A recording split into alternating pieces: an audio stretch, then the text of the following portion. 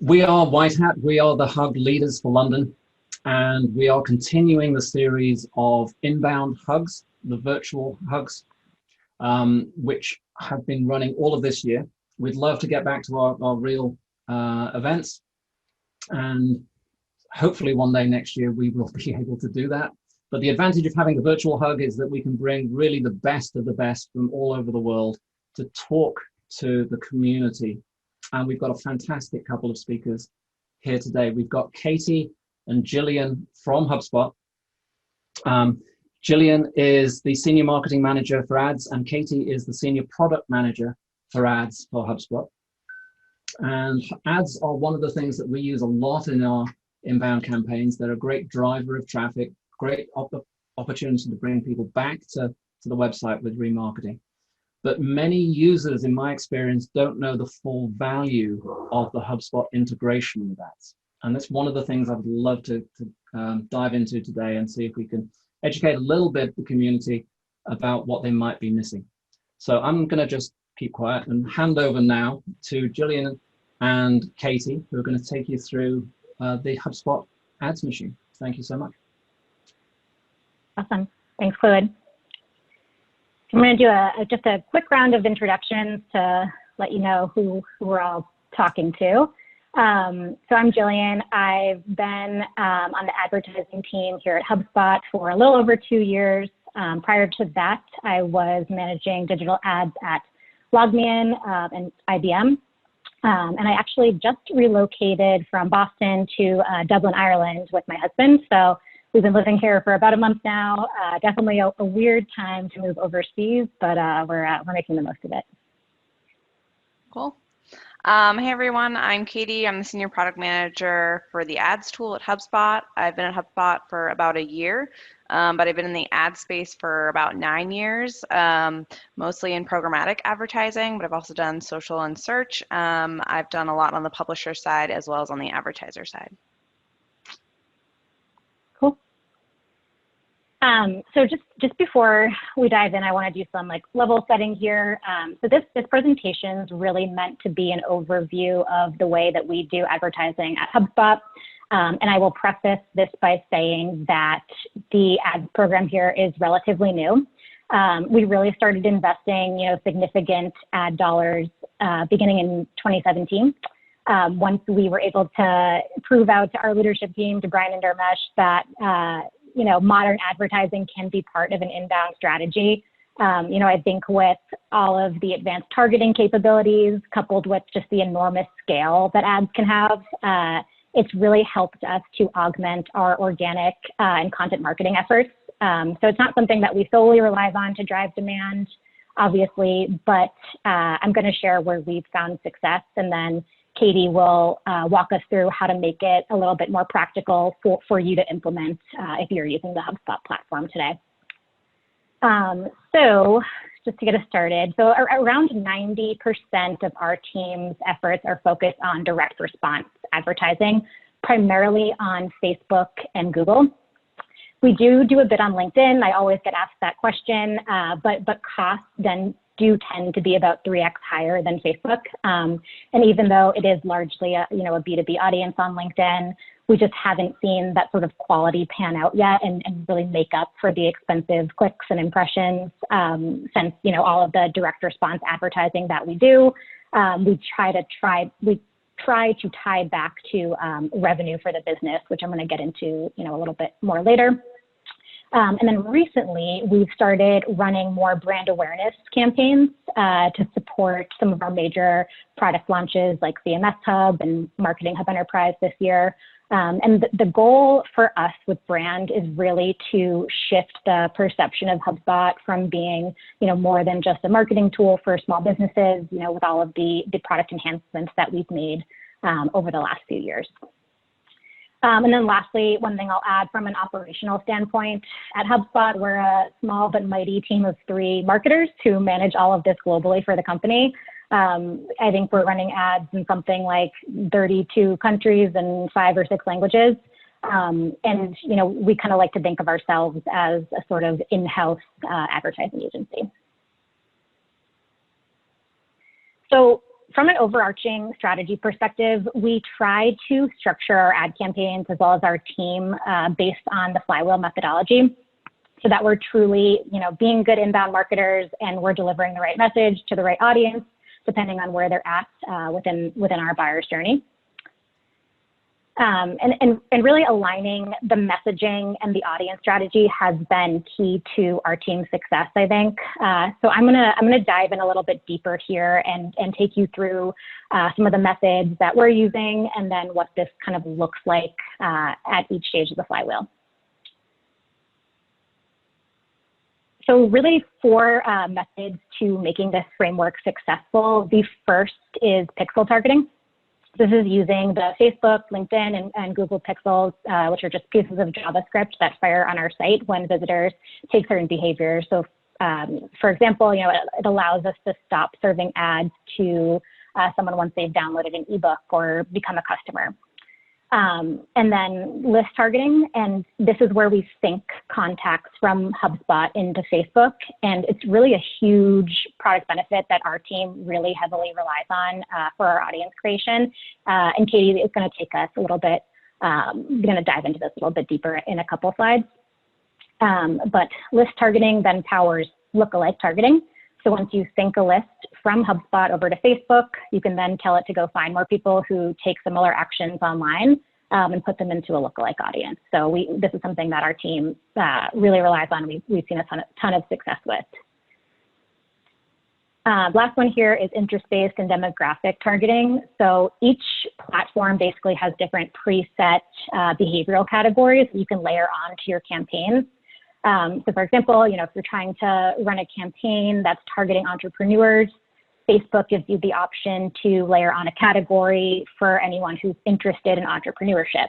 And then LinkedIn will actually allow you to target anyone with a job title entrepreneur.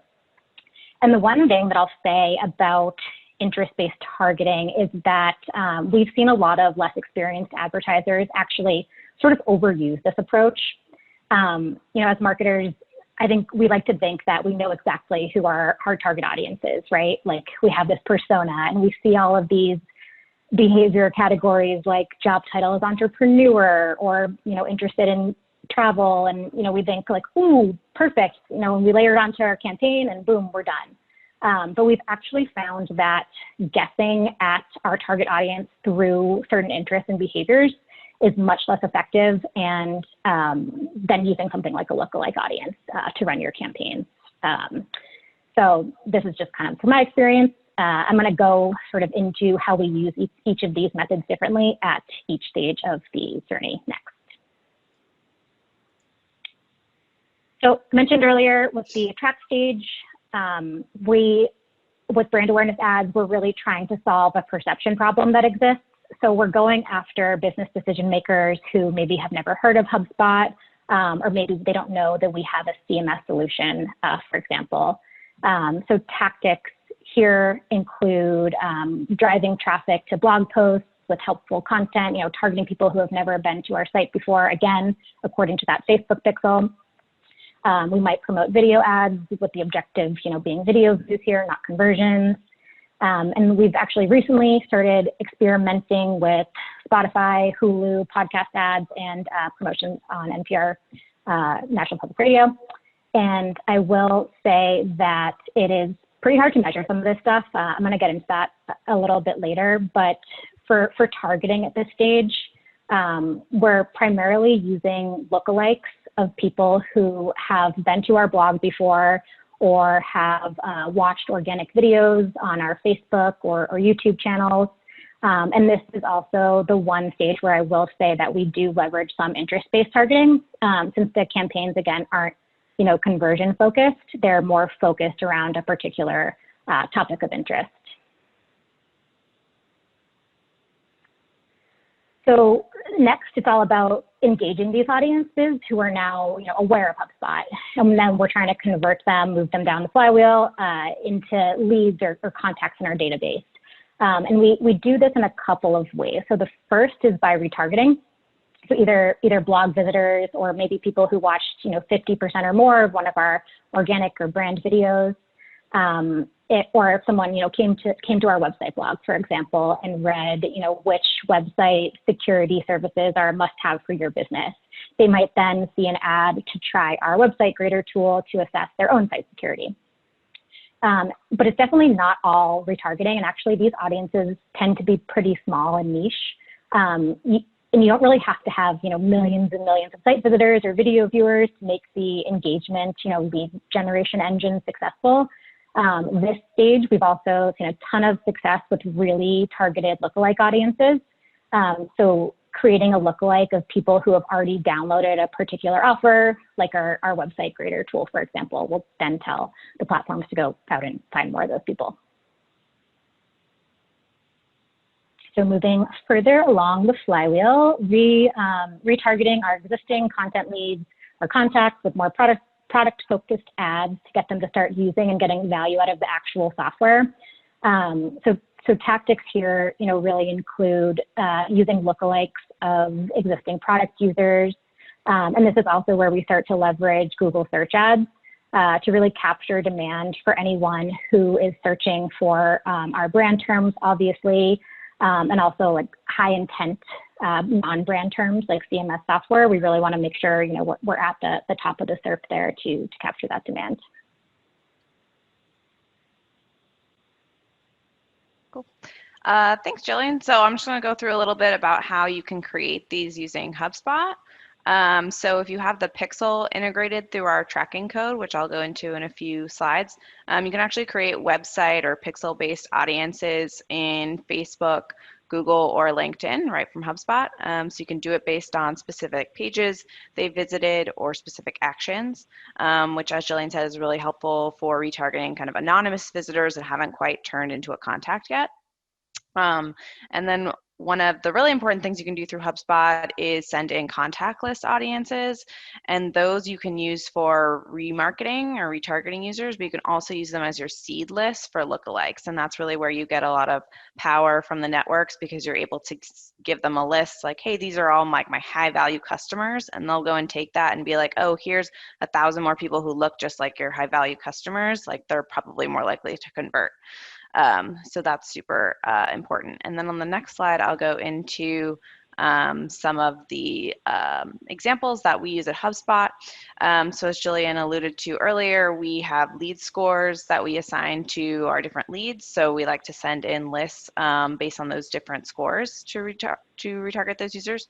We also have a lot of different products. So, we have Marketing Hub, Sales Hub, Service Hub, and now we have CMS Hub, and those all have different tiers. So we have a lot of different products. So obviously people searching for CMS Hub are different than people who are searching for a Service Hub. So we want to segment those users differently and target them with separate ads. And then lastly, we have some automation to create audiences. So on the next slide, I can kind of give you an example of that. So one of the things we've recently integrated into HubSpot is the ability to add or remove users from audiences within workflows. So in this example, a contact has viewed our CMS blog post, but they're not a CMS customer. So we want to retarget them with ads so that they know CMS Hub exists and get them to be a customer. So once they visited that page view, we add them to our CMS blog visitors contact list audience that we're retargeting in Facebook, LinkedIn, Google. And then if they become a CMS customer, we'll then take them out of that audience because we don't want to keep retargeting them with CMS ads because they're already a customer. But if they don't respond to an ad, then maybe we follow up and send them an email and keep going further, but I didn't want to kind of get into all the nitty gritty, but that's just a nice example. And then on the next slide, this is kind of how you can put your pixel through HubSpot. It's super easy. If you just connect your ad accounts, we pull in all the pixels automatically for you. And then if you select to insert them through our tracking code, we add them in. The tracking code, I would think of it like a Google Tag Manager, like it just lives within there. And it works the same way as if you put the pixel on your page separately. The only caveat is for Facebook, you can't create custom events if you insert the Facebook pixel through HubSpot, just because of a timing issue. So if you're interested in that, I would just insert the pixel outside of HubSpot. You won't lose anything, you just won't be able to create website audiences. You can still do that within Facebook. And then the last thing I wanted to give a shout out to was our tracking template.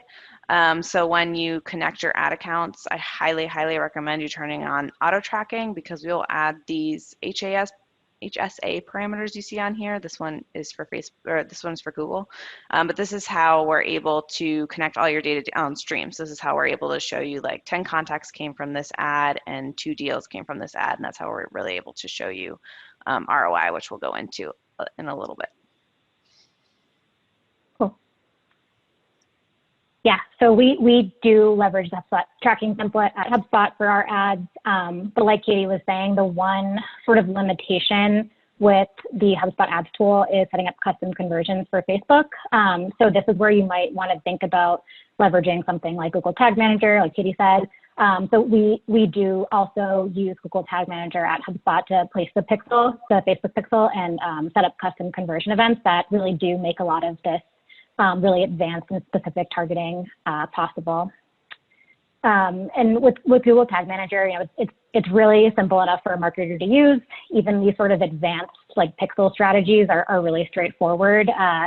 Here you can see we've placed a custom HTML tag at the end of our marketing sign-up flow, which sends the complete registration signal back to Facebook, and then therefore tells us to stop serving ads to marketing-free tool ads to this user. So I'm by no means like a developer, I'm a marketer, but both, you know, the HubSpot Pixel and Google Tag Manager Pixel tools make it, you know, easy enough for me to use. Cool. And then last thing around targeting, something that is in beta currently in our HubSpot ads tool, but is going into GA right before inbound, is our event syncing, or if you're more familiar with like offline conversions or offline events, it's the same thing. So we send that information back to Google and Facebook. So essentially what you can do is you can sync all of your contacts that came from Google or Facebook back when they changed their lifecycle stage first. So for example, if you got 100 contacts and 90 of them became customers, you can actually send that information back into Google along with their deal amount. So Google knows not only they became a customer, but how much they were worth to you. And so they can take that information and better optimize your campaign. So you could actually run a conversion campaign where it's taking in this information, optimizing, while also retargeting a list of your contacts or targeting a lookalike of your customers. So it's just very, very hyper targeted, and hopefully will get you a better return on ad spend than not doing targeting. Cool.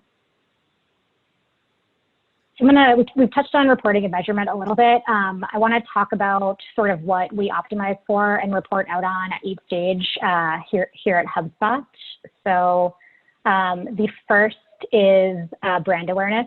So at the attract stage, and you know, measuring the impact of brand spend is definitely something that's newer to our team and something we're honestly still trying to figure out. So if anyone here is like a guru at this, please reach out to me after. We, you know, with awareness, we're not focused on measuring conversions, but we're looking at impressions, reach, video views, and sometimes clicks. And the KPIs are really CPM, which is cost per 1,000 impressions, click-through rate, view rate. Those are sort of our primary KPIs when evaluating the day-to-day campaign performance.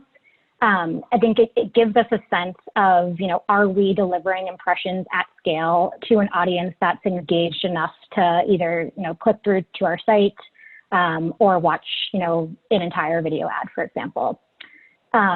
We've also just started leveraging brand lift studies. So these are surveys offered by the major ad networks like Facebook, Google, LinkedIn, and also Nielsen.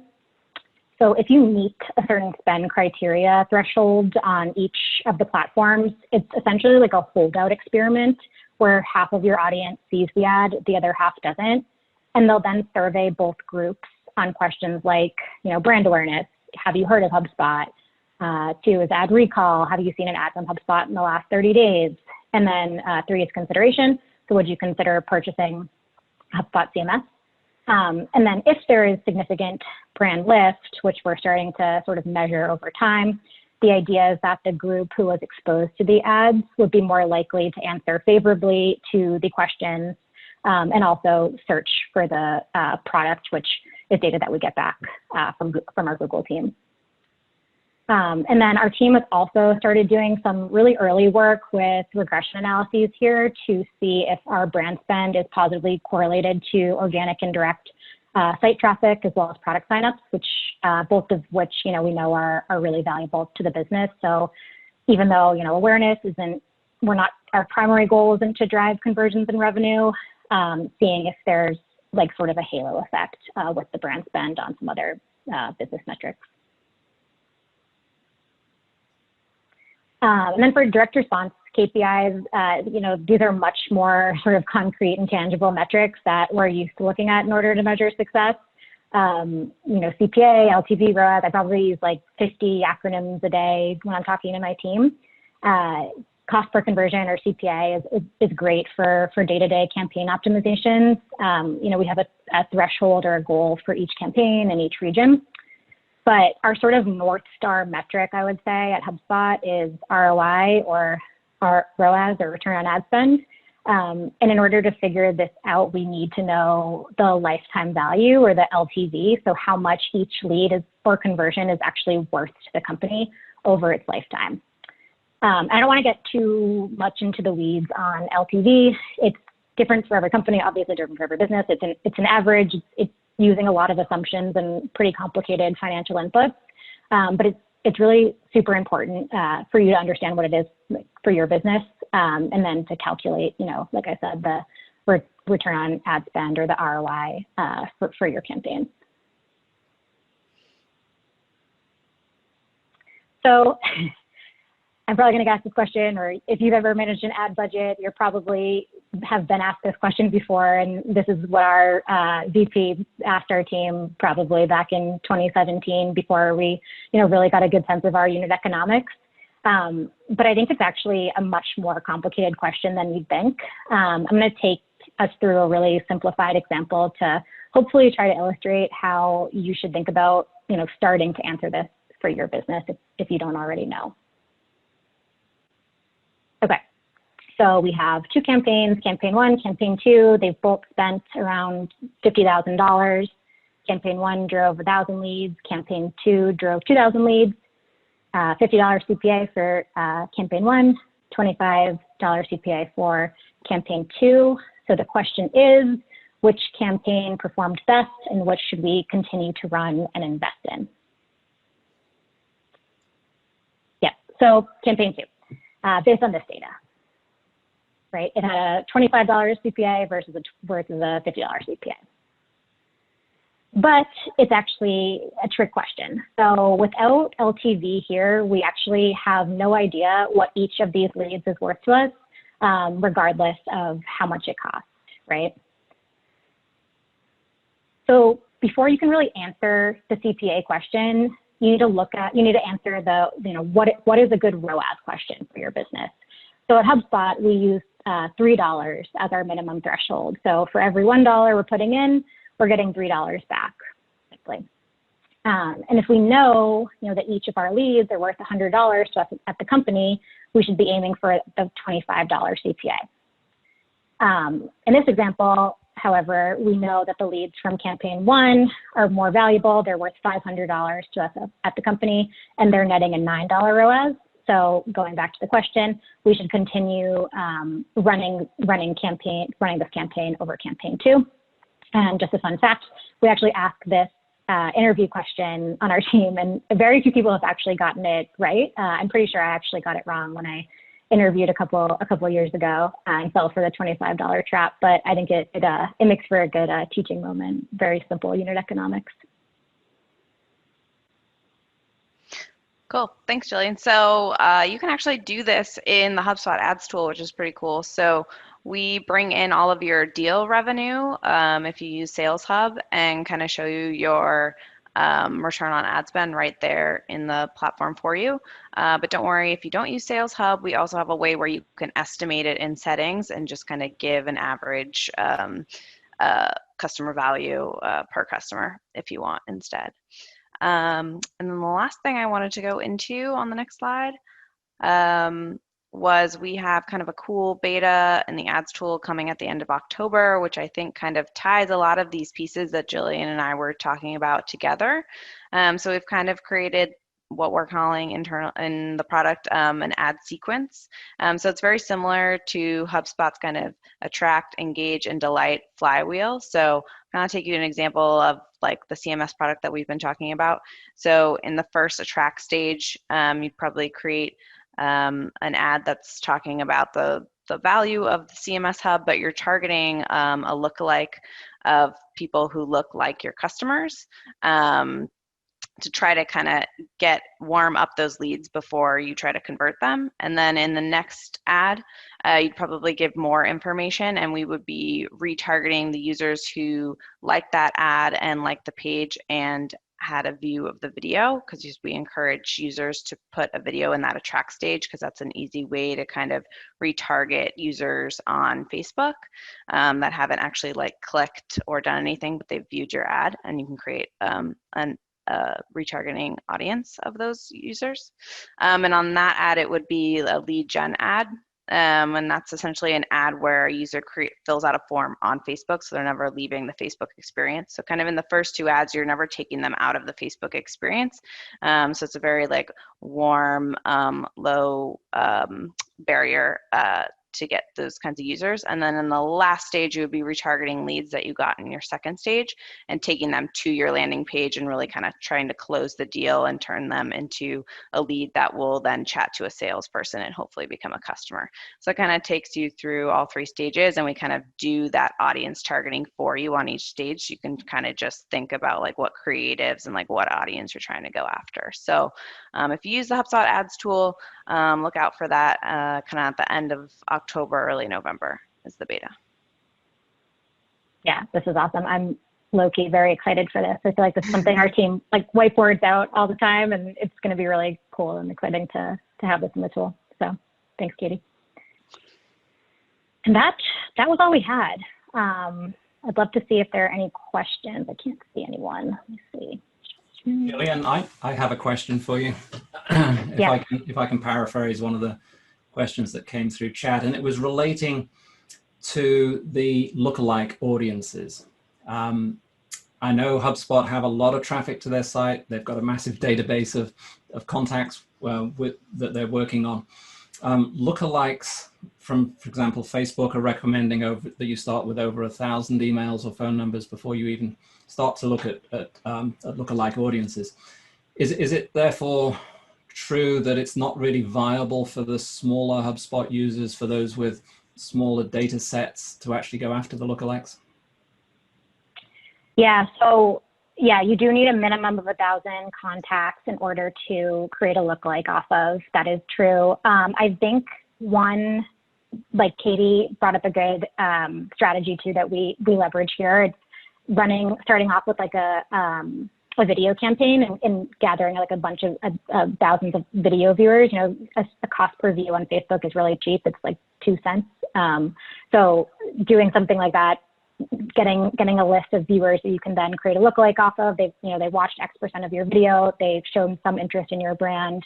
Let's go find more of those people, direct them to the site, get them to convert. That's like a good kind of first step strategy, I think, for brands that aren't necessarily getting, traffic to their site in the thousands, hundreds of thousands sort of range. Fantastic. No, really appreciate that. One other question somebody asked me, it wasn't in this forum, it was the other day. It was relating to account-based marketing. And is there a way, because account-based marketing by definition, you're going after a particular corporate entity, you're going after the company rather than individuals. Things like retargeting are based on an individual who's been to your site. Is there any way, using the ads within the HubSpot integration, that you can go after companies that you've identified as important? Yeah, so we do have a really cool integration with LinkedIn where you can sync your company lists. So we have 4 kind of predefined for you where you can sync your target accounts or your tier 1, 2, or 3. But we also have the ability, I believe now it's GA, where you can make a list of any type of company you want, just like you do for contacts, and you can sync any of those lists to LinkedIn. and then you would run ads to them just like you normally would with a contact list audience. So it's a really easy way. We run them in the same way. So if you have a target list and you're pulling companies in and out, we will pull those companies in and out of your LinkedIn audience automatically as well. Brilliant, brilliant. There's one question that came through chat talking about lead gen ads and saying that the quality of those ads are not particularly high. Do you have any sort of tips or advice to improve conversion rates from that type of ad? I'll answer it from the product perspective, and then I don't know if Jillian has some real world experience, but the event syncing piece that I talked about earlier, we do have an integration with Facebook, and that's specifically for their lead optimization engine that they're actually piloting. I think we're one of the few companies that's integrated with them, so you can essentially send in your leads to them and they'll start optimizing towards getting you better leads. So if you want to participate in that, I highly recommend setting that up. Yeah, and then we haven't done a ton with lead gen forms. You know, we've actually found that the quality tends to be a little bit worse than driving them to the site. Like Facebook, if you're running lead gen forms on Facebook, they'll pre-populate with whatever the user is using for their email address on Facebook, which is usually their personal email. So we haven't seen a ton of success with them. We thought about leveraging like a Zoom info to try to like enrich some of that data potentially, because we do know that like CPMs with lead gen forms are significantly cheaper. So we might, you know, even though it's worse quality, we might be able to get it to work out in our favor. But also excited to try the LinkedIn thing as well, that Katie was mentioning. Fantastic, fantastic. I think that's all the questions. Just one point of reference, we will be publishing the copy of this slide deck and the recordings on the HubSpot community page. So we will put out an email to everybody with that link later on. So unless anybody else has any other questions, I'll hand back to Jillian just to wrap it up.